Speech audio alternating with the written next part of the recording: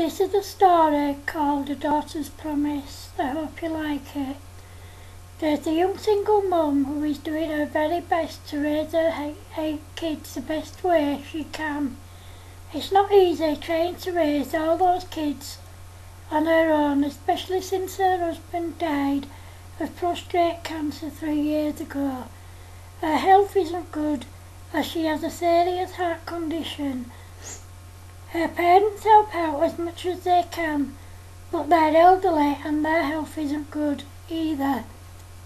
One day, whilst all the kids were at school, their mum Helen decided to write each of them a personal letter and to record videos of them all spending time together as a family.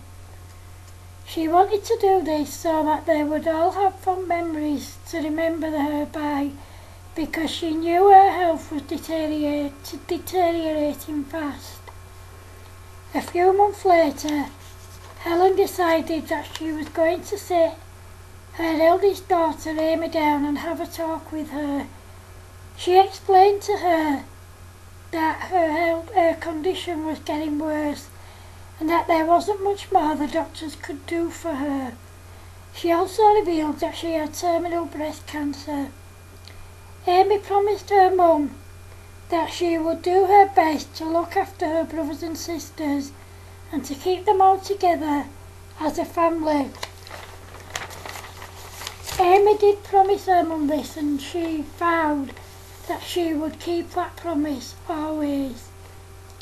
About 3 months later, Helen collapsed at home and was rushed to hospital, where she died 2 days later.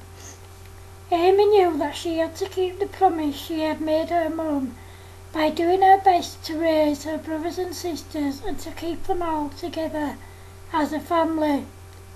She knew it wasn't going to be easy, especially since she had only just turned 18 and was about to start a teaching degree at university. Their grandparents helped out as much as they could until their granddad developed Alzheimer's and their grandma had to spend all her time looking after him. After a year, their granddad died, and 4 months later their grandma suffered a fatal heart attack. This left Amy alone to raise her brothers and sisters. However, Amy was adamant that she was going to look after her brothers and sisters because she had promised her mum that she would. Also, she didn't want them to be taken into care and separated. She decided that she would put university on hold until the two youngest kids in the family, Amelia and Grace, both 3 years old, were in full-time school and to get a part-time job. After all, with 8 people to feed and clothe, they needed the money.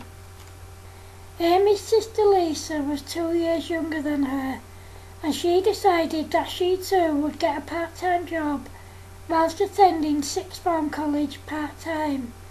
It took a bit of pressure off Amy, and the people that they both worked for knew about their situation and were very understanding.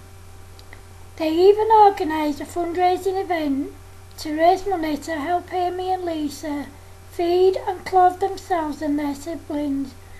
The plan was to raise £20,000 over 2 weekends, but the total amount came to £31,500.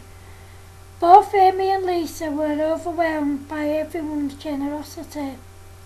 There were times when the family had ups and downs, the same as any family, but they came through smiling every time. All the kids were really well behaved most of the time, both at home and at school.